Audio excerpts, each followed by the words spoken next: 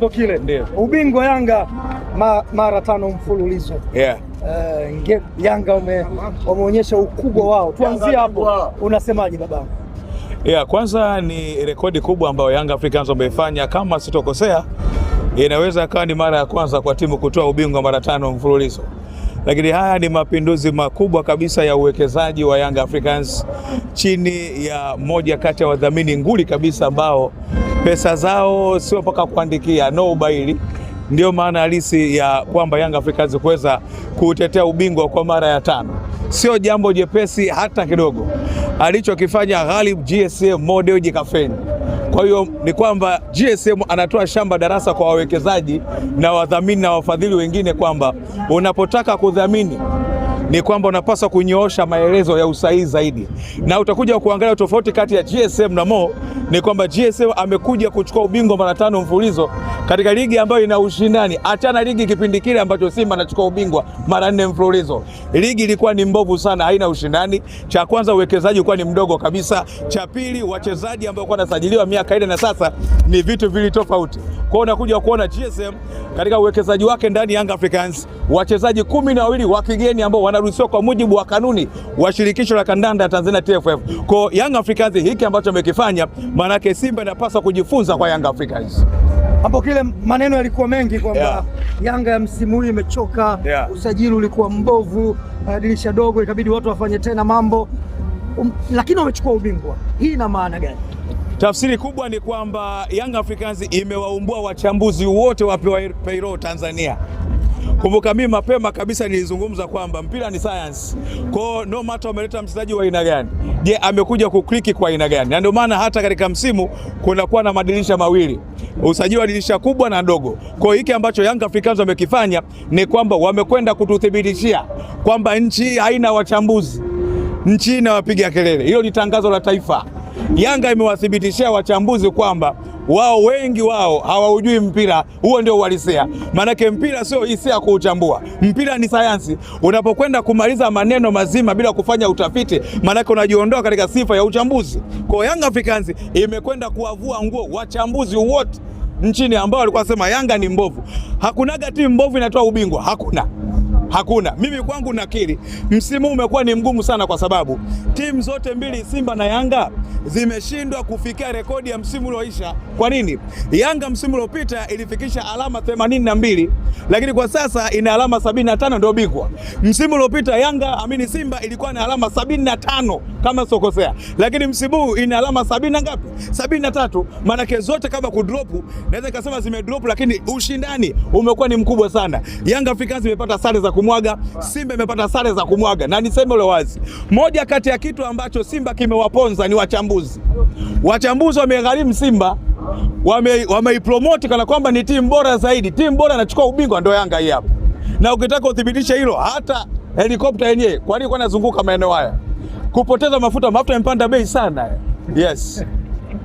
Lete maneno, sikiliza. Hapo kile, lakini ukiwasikiliza mashabiki wa Simba wao wanasema Yanga wamechukua ubingwa, lakini ziko mechi ambazo walifaidika na maamuzi ya waamuzi.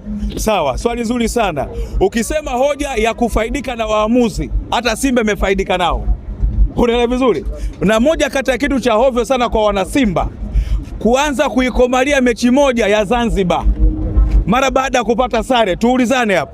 Hii Simba imepata sare nyingi kuliko Yanga. Kwa nini sare ya Zanzibar wananungunika sana kuliko sare ya Dodoma?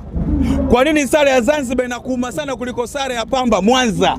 Unaelewa vizuri? Wana Simba kuna muda huna haja ya kuwacheka kwa sababu cha kwanza hawana sifa ya kuwa wanachama. Hawana kadi. Kwa kuwa na mchanganyo huu wa changamoto ya afya ya akili ni haki yao. Huo ndio uhalisia. Kama unanungunika masuala mazima ya waamuzi, mbona nao umebebwa? Hivi Simba hajabebwa msimu? Hajabebwa Simba? Penalty ya Kapombe JKT hapa mechi iliyopita ilikuwa ni penalty halali? Tuulizane hapo uhalisia. Yenyewe imeshindwa kupambana kiwanjani kwenye mechi zake. Kwa nini Simba imepata sare nyingi kuliko Yanga? Imebebwa Simba? Yanga imebebwa? Hapana, ni maneno ya uchochoroni. Simba wajipange msimu ujao. Na niwaambie, Simba angenisikiliza chuma cha Mjerumani wangekuwa bingwa ligi kuu soka Tanzania bara.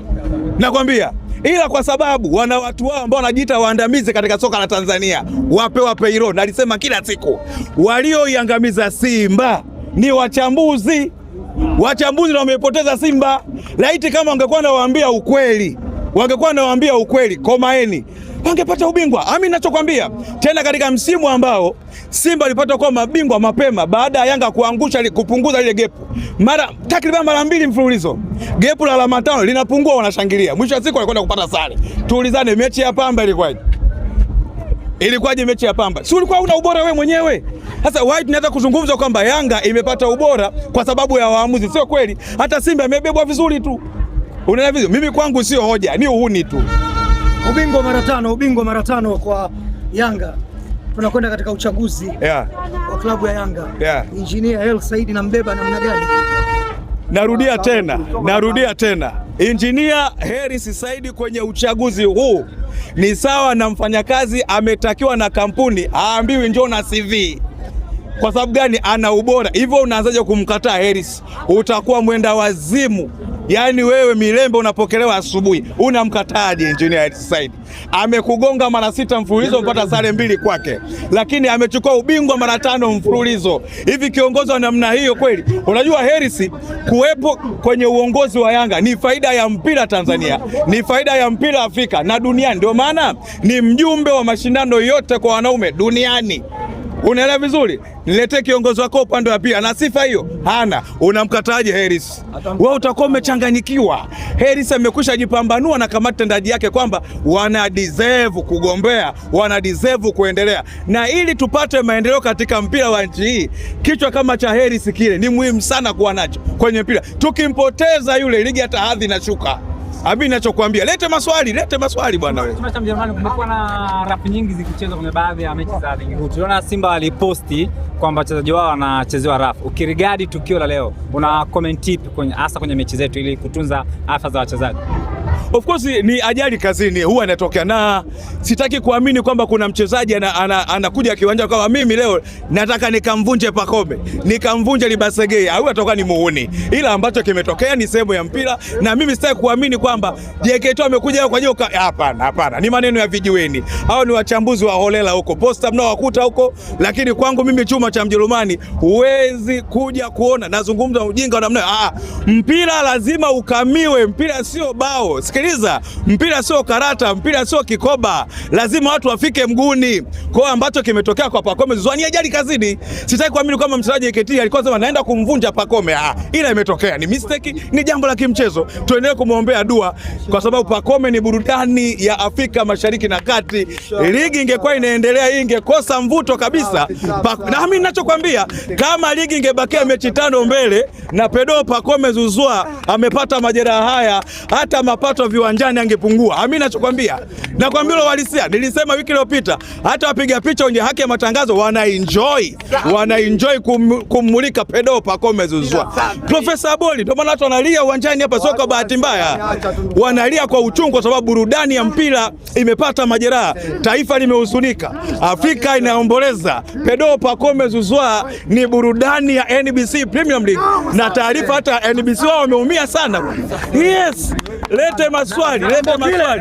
Ambopile unaliona lile jengo pale. Ndio. Hii ni mara ya pili. Yanga walikaa pale mechi ya Simba, Yanga wameenda tena pale mechi ya JKT Tanzania. Huu mbona kama ni utovu wa nidhamu wa kupitiliza? Ninachotaka kukisema katika hilo ni kwamba TFF na kamati zake wanapaswa kubaini why timu haziendi katika dressing room. Uwezo kupeleka wachezaji wakiumia huko inahudumia TFF. Haiwezekani. Ndio maana nikasema TFF na kamati zake na bodi ya ligi, kamati ya usimamizi na uendeshaji, hizi adhabu ambazo wanazifanya ni kama halmashauri na saka mapato. Waangalie mzizi wa fitina. Kwa nini Yanga wanakwenda kwenye White House?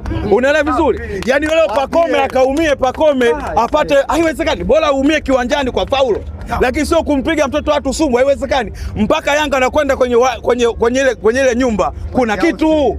Yanga sio enda wazimu. Mimi nakwambia, mimi Yanga naungana nao kwa sababu kamati ya usimamizi na uendeshaji haijaja na muarobaini. Tulisema watafute wataalamu wa afya waingie nao dressing room. Wewe sumu kama ipo ikupata na wewe uondoke huko ndani. Unaelewa vizuri? Yaani watu wamewekeza JSM kawekeza hapa, Mo kawekeza na matajiri wengine. Azam tumeona ambacho kimetokea Arusha, wachezaji wameendesha, hakuna majibu yoyote.